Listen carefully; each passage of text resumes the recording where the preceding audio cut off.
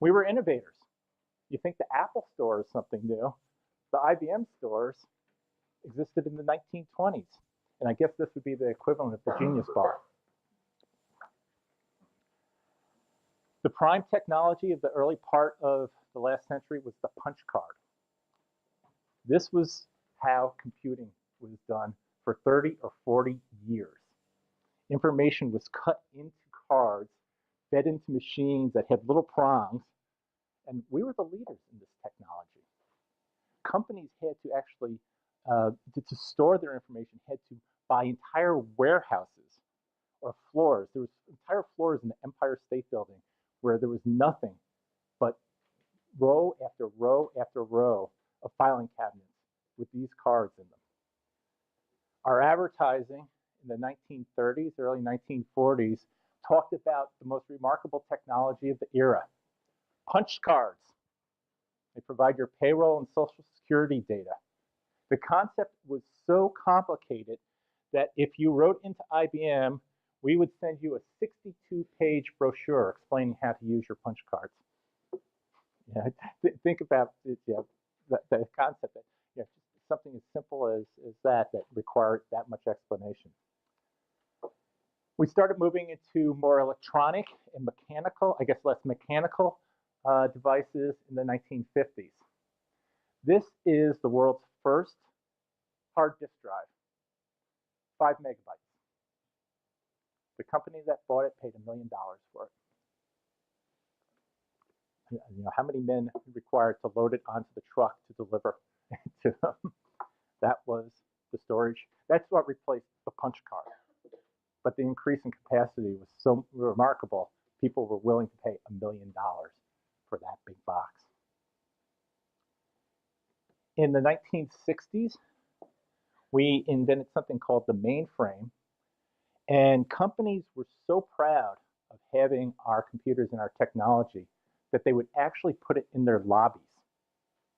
It's called the glass house or the glass room.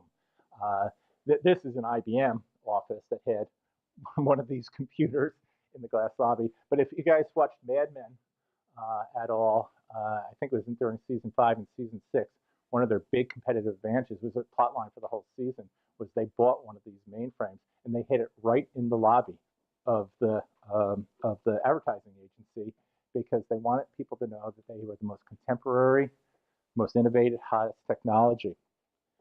This is the son of our founder, a guy named Thomas J. Watson Jr., and he's next to what's called the System 360. System 360 was the technology that we introduced in 1965. We spent $5 billion in 1960s money developing it. It was called by many in the business press at the time the most reckless investment that any corporation had made in history. And this technology actually is still in use today and runs about 90% of the banking transactions that take place in the world. It's advanced and it's improved quite a bit since that time, but the core underlying technology, this was basically the first modular computer that ever existed.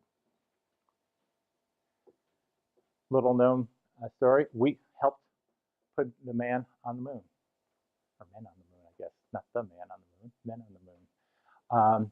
The underlying technology that was used to guide the Apollo space missions was IBM technology. I can't even come up with a parallel of how primitive the computers that the astronauts used were to anything that you would come across today. It would probably be the equivalent of, you know, some 25-cent cheap little knockoff LED device or something like that that had a minimum programming. They actually used that technology to guide people to the moon and then get them back from the moon. But it was a core part of the moon mission and couldn't have happened without us. This is an iconic part of the IBM history, especially for people in journalism, mass communications, reporters, and writers. The IBM Selectric typewriter. The remarkable thing about this was instead of the keys all getting jammed up, all the letters and numbers were on and symbols were on these little balls that would spin around at rapid speed. And it basically increased the proficiency of secretaries and support staff by 3 to 4 times what they were able to previously do. In 1960s terms, that was an incredible day, if you can get a working Selectric on the black market, people will pay a lot of money. There's some very famous writers who still to this day write their novels and books on the Selectric. We invented the PC. The PC is an interesting story because while we invented the technology, we created the industry, I guess, for it, we actually never made money selling PCs. The category was called the IBM PC. We had one competitor. And we never made money in 20 plus years of selling PCs. We sold our PC business to Lenovo in 2007, and people were shocked. And it's like, how can you be surprised? Why would we continue in a commodity market where we aren't making money? But probably if you had any previous knowledge of IBM, it was either through the PC or the blue-black ThinkPads, the laptop computers, which I probably could have put a photo in here of them.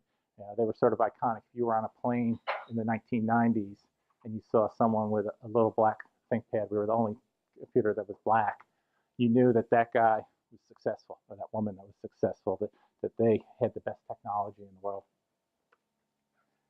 The better part of the last decade, we had built our marketing around a theme called Let's Build a Smarter Planet, which was not just a marketing campaign, it really was the strategy of the company.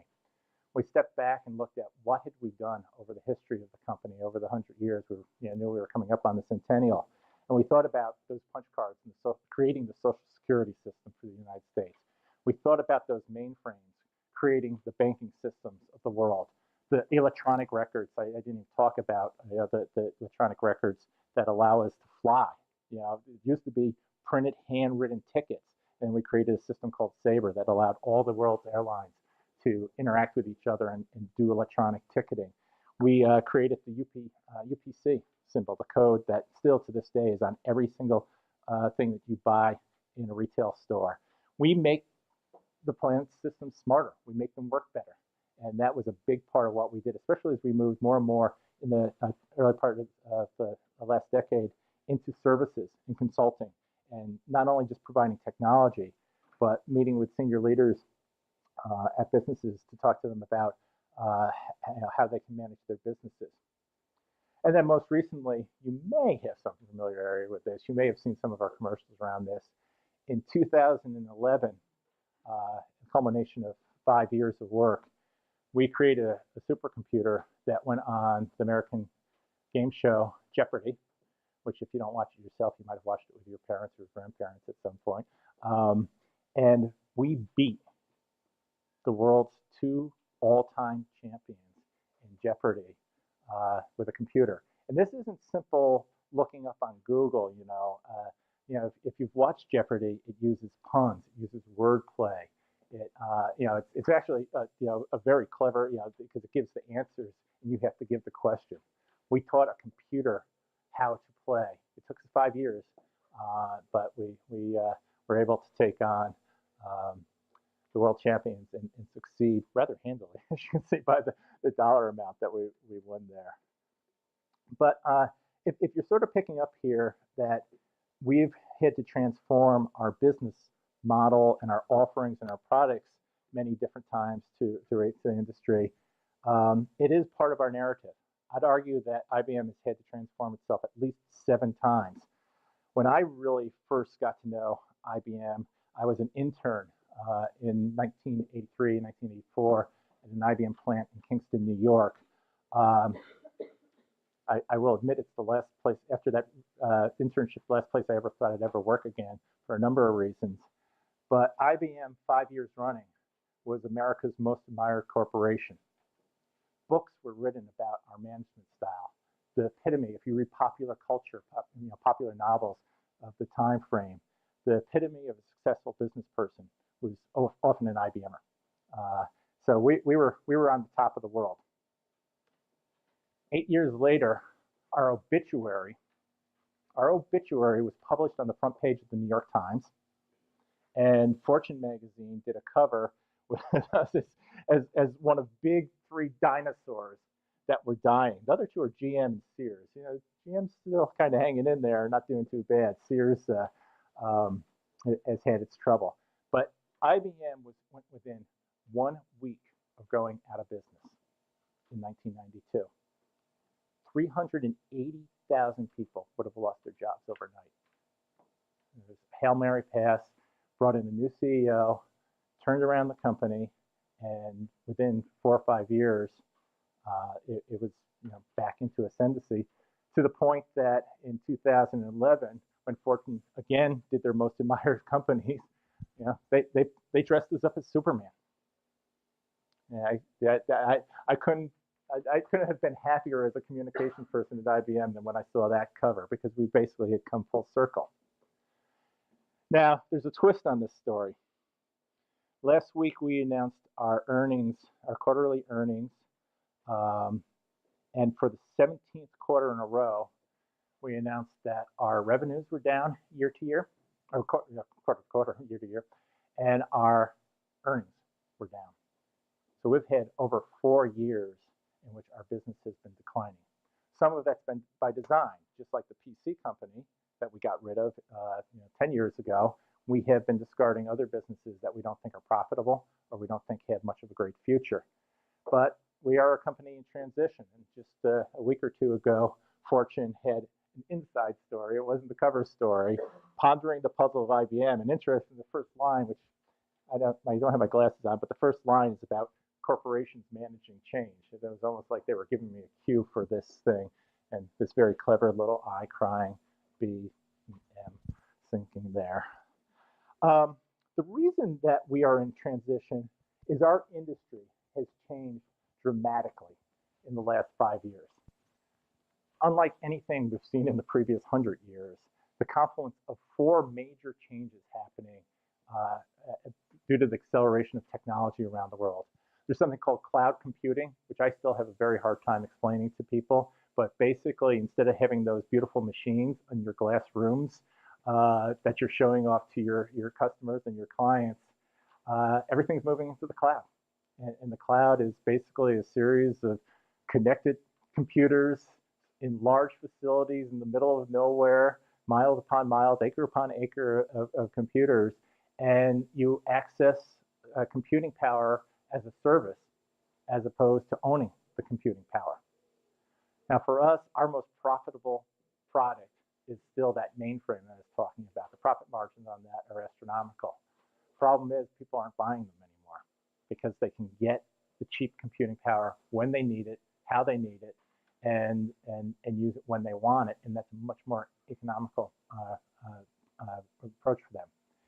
Analytics, I'll talk about that more in a minute, but the ability to find needles in haystacks, or maybe find a needle in a field of haystacks, is becoming remarkable because of the advances in computing power. Mobile technology.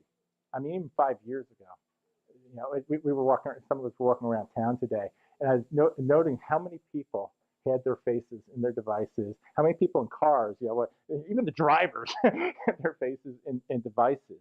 I think there's somewhere in the neighborhood of 3 billion connected devices in the world today. So almost half of the world's population has some sort of device that connects them to the internet.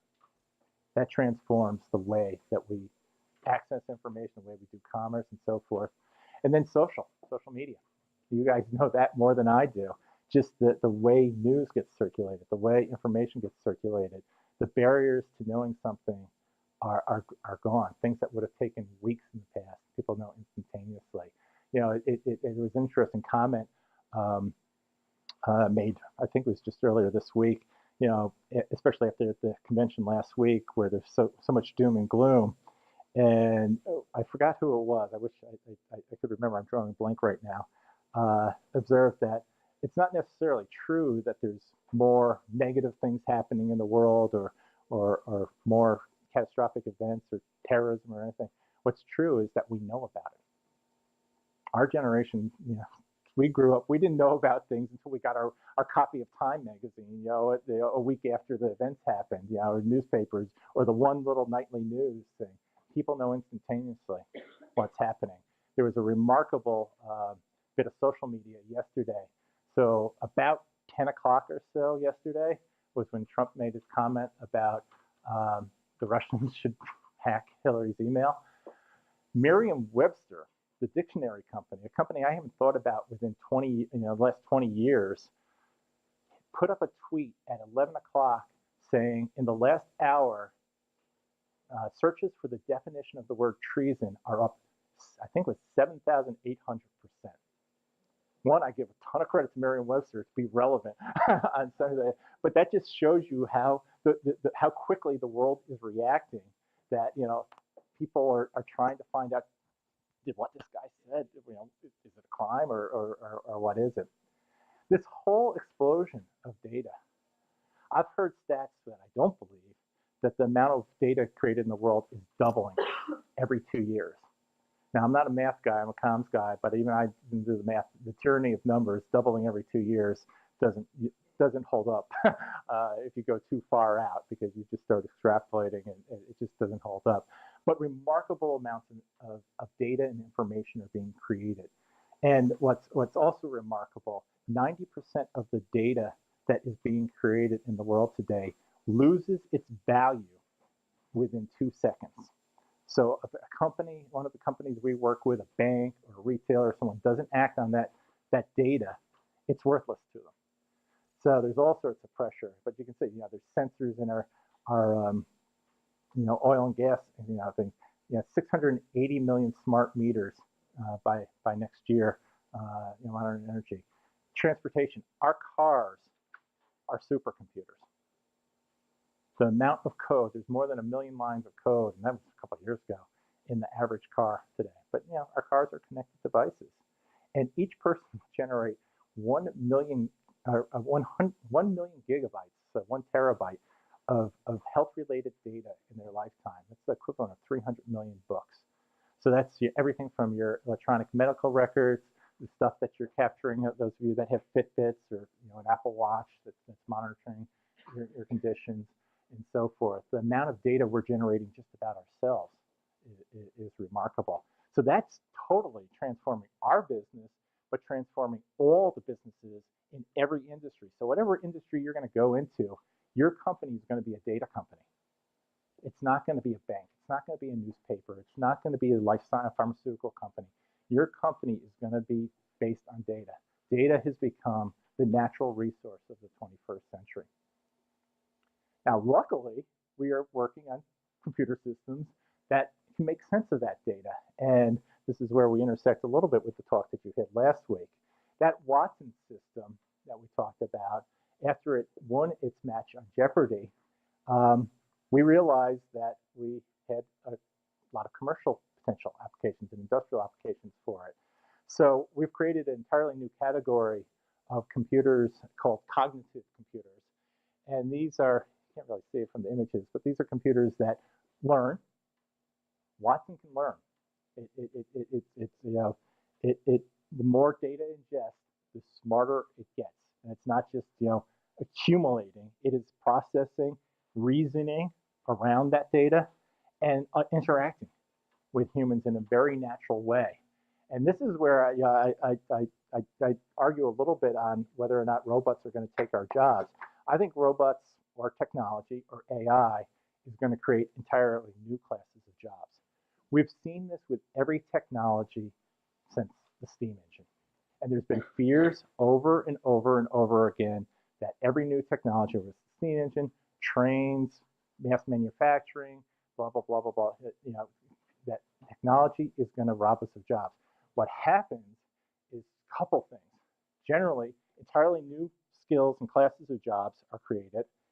Some jobs do go away, but they're usually jobs none of us want to do anyway.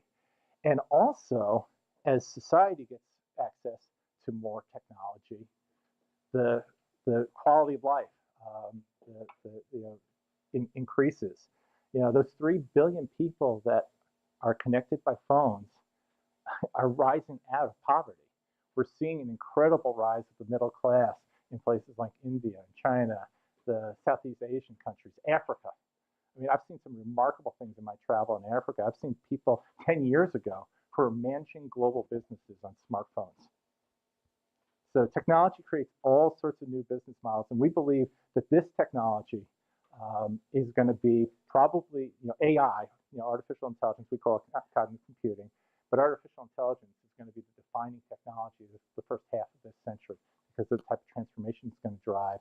And not surprisingly, we're optimistic about the type of transformation it's going to drive because we see it as augmenting human technology. There's things humans are really good at, and there's things that machines are really good at. So working side by side, a radiologist in the average emergency room in a large city may have to look at over 1,000 medical images a day. Can you imagine how mind-numbing that is?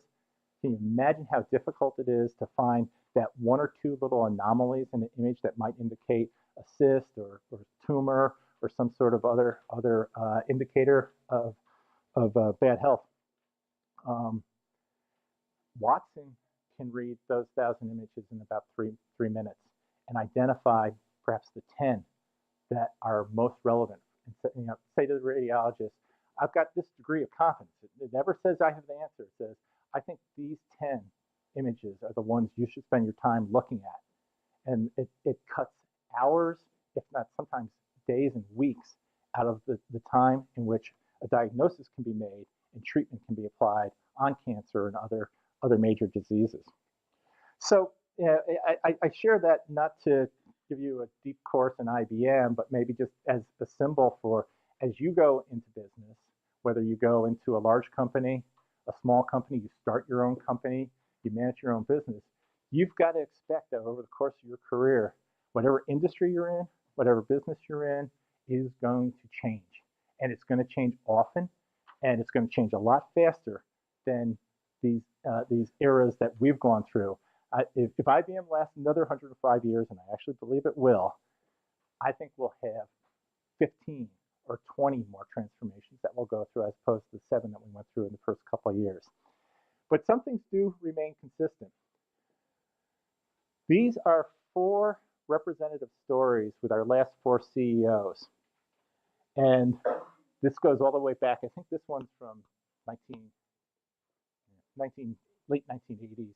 This one's from 1993. This one's from about 2004. This one's from about a year ago. You probably can't see it, but this talks about IBM CEO reviving an American icon, rethinking IBM, remaking IBM, reinventing Big Blue. The next CEO is almost certainly going to have a re-something cover story written about them and written about the company. So it's just emblematic of the change that companies go through. And it's not just limited to us. This is a story from the 1990s about Apple. The fall of an American icon. I don't know if it was quite their obituary, but it was pretty close. A company on life support. And Steve Jobs came back, and you all know the story. But now it's the biggest technology company in the world by far. We used to be 20 times larger than it. Now we're about half, third size of it. But they're having their own challenges. They had their earnings yesterday, and they had meager growth. And Wall Street was thrilled because they thought they were going to have no growth because they've just had such deep market penetration of their devices and technologies. When you get to a certain point, they've sold 1 billion iPhones. How many more can they sell? Where's the growth going to come from Apple? So Apple's going to be a very interesting company to follow the next couple of years. So let me transition to why some things don't change. If you accept Apple or IBM or any number of companies as great companies, it's worthwhile to ask what makes a great company great. And I argue that some things never change and shouldn't change. And to maybe illustrate that, I'm not going to talk about a company first. I will in a minute. But I want to talk about a brand.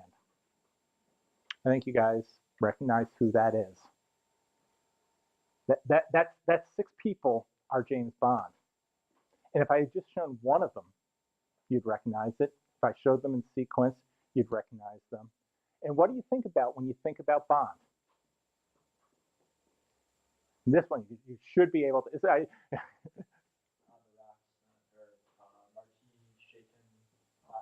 Yep, yep, yep. What else? 007. We'll get to that in a minute. Yeah. There's the cars. There's the there's the girls. There's the villain. There's the incredible chase scenes. They're in every single movie, and they have been since 1962.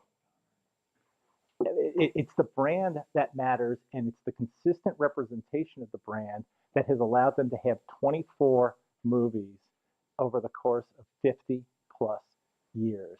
The people who manage the Bond franchise are geniuses.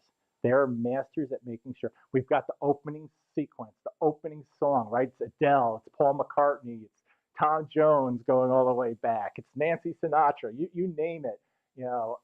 Most of the songs suck, but there's still that Bond song, and it's big news when it's decided who's going to be singing that song. They have managed the brand in a consistent way, so we know we're comfortable when we go into the theater or see it on TV. We're going to get a certain experience, and we relish it. And you said who's going to be the next one? Does it matter? Does it matter which one of these guys is going to be the next Bond? I mean, there's clearly going to be a news story if this guy is, but yeah, but yeah, it doesn't matter. The experience is going to be exactly the same. If you saw The Night Manager, the show Tom Hickleton just did, it was a great Bond miniseries. It had all the elements. It didn't have a theme song. That was about the only thing it didn't have. So brands, I mean, here are some of the most famous brands that you all recognize, you and I all recognize in the world. And these brands all make very deliberate choices. They make a deliberate choice about an enduring idea of what they stand for. They make a very conscientious choice about what differentiates them. They think about how they are primarily experienced. And they have a very keen understanding of who they serve. And I picked 5 brands, some that have been around as long as IBM, Coca-Cola, Disney, not quite, but BMW, not quite, but close. But think about how these guys have consistently delivered. Since day one, Coca-Cola has been about happiness in a bottle. You go back and see their advertising from the early part of the last century, it's all about happiness. It's about sharing, right? Social interactions, have a Coke and a smile. Look at their cans right now, right? I mean, right now they have song lyrics on it. But for the last 2 or 3 years, right, is share a Coke with Jamie, share a Coke with Scott, share a Coke with, whatever. It's all about social interactions. Apple's an interesting one because Steve Jobs is still the ethos of Apple, but he's been dead 4 years now or 5 years now. So how much longer can that maintain? It's a real challenge for Tim Cook has. And the other challenge he has is Apple's brand is always about the contrarian, right? Thinking differently. If you had one of these 10 years ago and you didn't have a PC, you were the contrarian. Now, when they are the biggest mass market consumer electronics products in the world, can they maintain that? So Apple's going to, for a number of reasons, Apple's going to continue to be a really interesting brand to watch. But I think you probably recognize, if I'd given you a quiz on what sets apart these companies in these spaces, you probably would have identified it. That's Disney, the child in us all, right? Who can resist? What I want to do is now transition and wrap up, hopefully, with my personal journey and just some of the things that I've observed and experienced. And if this was a commencement speech, I'd probably just lift from Dr. Seuss. No one's done it better. Hopefully someone gave you this book when you graduated from high school, or they're going to give it to you when you graduate from college, and hopefully you're going to read it because it is perfect. And it is all about change. But instead, I'm going to start this section off by reading a passage that was written about 47 years ago by someone who admittedly is one of my very favorite writers. And this passage is actually just one sentence, but I think it's a model of remarkable structure and clarity. When I grow up, it begins, I want to be a baseball player like NY Mets, NY Yankees, Orioles, Braves, Cubs, Reds, Red Sox, White Sox, Dodgers, Giants, Pirates, Phillies, Pilots, Senators, Angels, Padres, Cardinals, Astros, Expos, Indians, Tigers, Royals, A's, and Twins. So not bad for a 6-year-old. That, of course, if it had worked out, I would probably have been in Cooperstown last week with Mike Piazza and Ken Griffey, and it would have been a wonderful weekend. But youthful dreams are great, but our lives and our careers never turn out the way we envision. Think about how many, I heard it a couple times today just in talking with some of you. Think about how many times you've been asked, what do you want to be when you grow up? Oh, I forgot to click. This was the embarrassing photo of that baseball player. You can see why I did not become a Hall of Fame baseball player. But, you can see why none of those kids became Hall of Fame baseball players there. But, that question no doubt played a large part in how you ended up at St. Bonaventure. It played a large part in how I ended up there. It's probably a large part in why you chose to be part of this program here at Oxford this summer. And you're going to hear variations of it for years on end. It will come up in job interviews. It will come up during mentoring sessions. When you need career counseling, it'll take different forms. And it's hardly ever a master of disguise.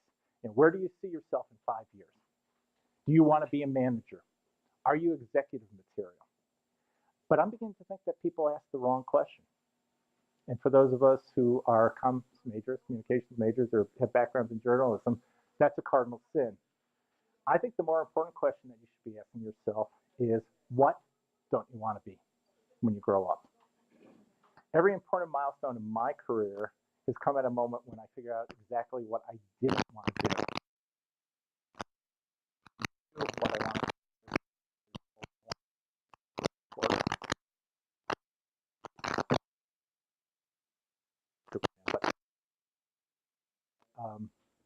St. Bonaventure. Despite your introduction, I never got a chance to be a reporter. I never went into journalism. I'll never win a Pulitzer Prize. One of my classmates, a guy named Bill Briggs, did, but I had to apply my skills in a different way. It was the education, the training experiences that I had during those 4 formative years that guided me through my career and continue to inform both my management style and the approach I take to this day. And it's helpful because I got to be honest, the last thing I ever expected to be was a senior executive at one of the largest companies in the world. But I can plot out exactly how I got here. It all began at Bonas. It all came from knowing what I didn't want to do at any given point in time. I didn't want to go to a large school. I didn't want to go to Columbia or Syracuse, despite the fine grade schools they have. It seemed overwhelming to me to be part of a population that big. I didn't really want to work on the BV. That was a conscious decision. I did write some columns, but I didn't really want to work there. I ended up at WSBU. It wasn't the buzz then. It was the Southern Tier's best rock back then. And I learned a ton of great leadership and leadership and promotional skills when I became station manager there in 1984. And we had a pretty good run. We were among the first radio stations in the U.S. to ever play REM, U2, and Prince. And I got to meet a few rock stars along the way. If any of you know who this is, you get a gold star. But if your parents are cool, they would think this photo is really, really neat. This guy named Todd Rundgren, who you might know bang on the... Yeah, hello, it's me. Yeah, exactly. Without the iPad. Yeah, good. I'm glad to see that. He came by to the station and actually did a promo for my radio show, which was one of my all-time careers there. But after 4 years of spinning records, because they were records at WSU, I knew I did not want to be a professional DJ, especially if I couldn't pick my own playlist, which is an advantage I had at the radio station. And as I said, loving my MESCOM course, I knew I didn't want to be a journalist. I did not want to start my career cutting my teeth working at a local newspaper covering school board meetings or things like that. After a few months of waiting tables, after I graduated from college at Howard Johnson's, the trail led me to a PR agency in New York.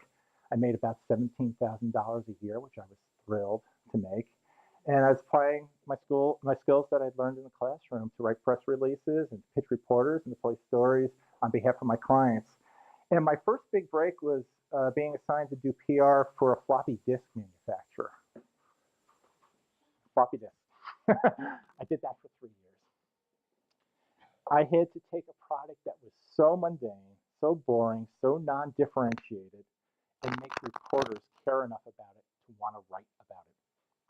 There was nothing sexy, nothing interesting about it, and they were basically commodities. The client I had was Fuji. It could have been Maxell or TDK or Kodak or any others, and the product would have looked exactly the same and performed exactly the same. Luck played a part. My big idea at the time was to conduct a nationwide study on the market penetration of home computers, because I was beginning to observe that people were buying floppy disks in drugstores, which seemed strange to me, and maybe they were buying it for their home computers, as opposed to the corporate purchaser. So I turned out that this study that I proposed was the first major study ever on the penetration of PCs and home offices in the United States. And suddenly I had floppy disks and my client on the front page of the USA Today. So it was a little bit fortuitous, and I guess there was a little bit of insight, just observing the market conditions. Some of my other launches were a little bit more exciting. I launched the first cell phones in New York City. I tried to dig up a photo. I think they were like this huge. I mean, we got the photos like people next to corporate jets, and the phones they're almost falling over. Battery lasted about 30 minutes, and they worked in about 3 places in the tri-state area. I introduced the first electronic book reader. The first camcorders with built-in screens, and in support of that last one, I actually conceived a country music. I worked with a country music artist in Nashville to conceive a video that had blatant product placement. So, I mean, this was the first camcorder ever to have an LCD screen attached to it, and they're still doing it. And we conceived a video in which a young man in the Army was exchanging videotapes with his family. And if you saw it, if you go look it up on, you're going to cry at the end of it. It's all these images of soldiers coming back from the first Desert Storm, Iraq War, and it's been a month at #1 on the charts. So we were getting all this great free publicity for these camcorders through a music song. At this point in my career, though, I kind of became certain that I did not want to work any longer on the PR agency side. I joined IBM Research as a public relations manager. As I said earlier, it's the last place in the world I ever expected to be. I knew nothing then, and I know nothing now about quantum physics or computational biology or silicon germanium. And that was 20 years ago this month that I started at IBM. And it was this training, though, this journalism background, that gave me the confidence to ask questions. Sometimes really good questions, sometimes really stupid questions to Nobel laureates, some of the smartest people in the world. But asking questions, I said earlier, what questions are you going to ask yourself? Ask questions all the time, but make sure you ask smart questions. Even if you call them stupid questions, make them smart ones. It was the training in the classrooms under people like Russell Jandoli, the name that you know, a guy named Peter Barecchia, who you probably don't know, that really trained me to surface the most pertinent facts, the most interesting things, to drive clarity out of complexity, and to write a compelling lead and maybe an even more compelling headline. And I apply those lessons to my job every day. And as Mike said, I'm going to have a new job where I'm going to have to do that again. And I made a name for myself with some of the toughest and best business reporters in the world, and that's in part because I also had a sense of integrity. I think that I know not all you're from St. Bonaventure, but I think that's one of the things I know with Bona's alums that I talk to. There is a sense of integrity that I think distinguishes a lot of the people. And reporters knew that when I pitched them a story, they knew they were getting a real story. They knew they weren't just getting a pitch, that I wasn't just calling up to try to place a story, but I called them when I felt personally that there was a real story there. Putting IBM Research on the map also put me on the map with IBM senior management, and I was asked to come to corporate headquarters in summer of 2000. You don't really say no to that, especially when you're asked to come and support the vice chairman of the company, which is what I was done. My twist when I accepted was I said, I don't want to do PR anymore. And I literally was asked, well, what is it that you want to do? That question came up again. And I said, give me the jobs no one else wants. No one wanted to work with this vice chairman. He was a really crusty guy. He was hard to work with. He had been in the company 39 years. Everyone said you can't teach an old dog new tricks. And I actually worked with him, got to understand him, got to figure out what makes him tick, and I did teach him some new tricks. The first presentation I ever wrote for him took 28 drafts, and he had over 70 slides in it. The last presentation I ever did with him took 3 drafts, and it had 4 slides in it. So I think I made some progress with him, but earning his confidence and acting with integrity. I ran internal communications for IBM for a while. I had no formal training for that role or for the speech writing. None of them were part of a personal roadmap or long-term plan. Next came perhaps the greatest job imaginable. I ran our innovation program for the company for 4 years. So I was actually managing scientists, computational biologists, developers, researchers, and so forth. And we had a remarkable time going around the world and having brainstorming sessions with business leaders, university leaders, NGOs, VCs in more than 3 dozen countries, finding out what was the future of innovation related to healthcare, to transportation, environment, and so forth. Got to ask a lot of smart questions along the way, and of course some stupid ones. I'm gonna skip ahead here because I think I'm probably going a little bit long here. Let me just here.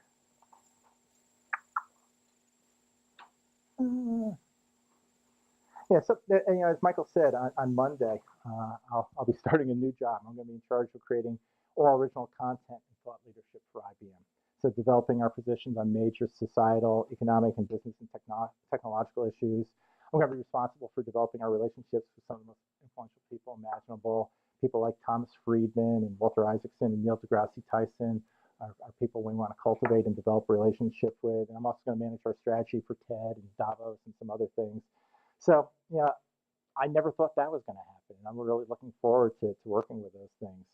And I had no way of knowing, how things would have turned out if I'd gone to SU or Columbia, or if I had become a reporter. And, know exactly what people want out of life does indeed work for some people. But I think those people are the rare ones. And for me, every great leap forward in terms of opportunity, creativity, accomplishment, and job satisfaction sprung from those moments of clarity, times where I was brave enough to say, I don't want to do that, even when I have an idea, even when I had no idea what the implications would be. It's only at these points that I became liberated. I felt truly free. Instead of one narrow defined path, so many more possibilities have opened up for me. And each one that I've taken has made me feel more vital. Each one has made me feel more energized, more intellectually and emotionally stimulated. And I feel like here I am 30 years into my career, and I'll continue to learn and grow every day, which is something I wish for all of you. If you're not learning and growing, 3 decades into your career, you're going to be very bored. So as you embark on your careers over the next couple of years, I'd argue that, as I said earlier, it's more important to know who you are than to know what you want to be. If you know what you're made of and apply it consistently with discipline and rigor, the rest will take care of itself. You'll build a reputation. You'll build a personal brand. Think about what your brand should be. What do you stand for? Those are the things that a company like mine value, and it's what companies like Coca-Cola and Disney, even the guys that produce James Bond value. Integrity stands the test of time. The rest changes, never more so than these days. I can't help but think when I entered Bonas, the most important news of the day was delivered to our homes by kids on bicycles. When I started PR, there was only 3 networks with national coverage in the United States. There was no such thing as time shifting. And when I started at IBM, there was no newspapers and very few magazines that were on the internet. When those innovation programs I talked about 10 years ago started up, Twitter hadn't been invented. Wikipedia was 2 years old. Mark Zuckerberg was still at Harvard and was literally going door to door asking his classmates to sign up for the Facebook. And blogs were really, really weird things that I didn't understand. And I have to be honest, I still don't completely understand them today. But that's nothing like the pace of change you're going to experience during your careers. Those of you who are comfortable with ambiguity and can embrace disruption will likely thrive. Those of you who want to manage your careers locked into singular targets, I think are likely going to be more frustrated. So the last thing I'm going to say, I'm going to share one last related bit of advice, and it's based on a comment that IBM's previous chairman, he was the guy in the third cover there a while back said to me during those innovation days. He said, "You're the sand in the oyster." Saying that's really irritating. But if you think about what this piece of sand in the oyster, it is irritating, but albeit a mild one. It provokes the oyster to react and is actually the catalyst for change in the oyster. Around that one piece of sand, the oyster produces a pearl, which of course is something we all admire and value. So I would challenge you to be that piece of sand, whatever you do. You know, simply put, as the first chart said, nothing changes if nothing changes. Not your world, your business, your career, your life. Your education will give you the tools you need to make a difference wherever your personal journey takes you, but your ability to accept and embrace change during that journey is going to ensure that it's memorable and fulfilling. And I encourage, ask you to just go out and produce a few pearls along the way. So that's my story.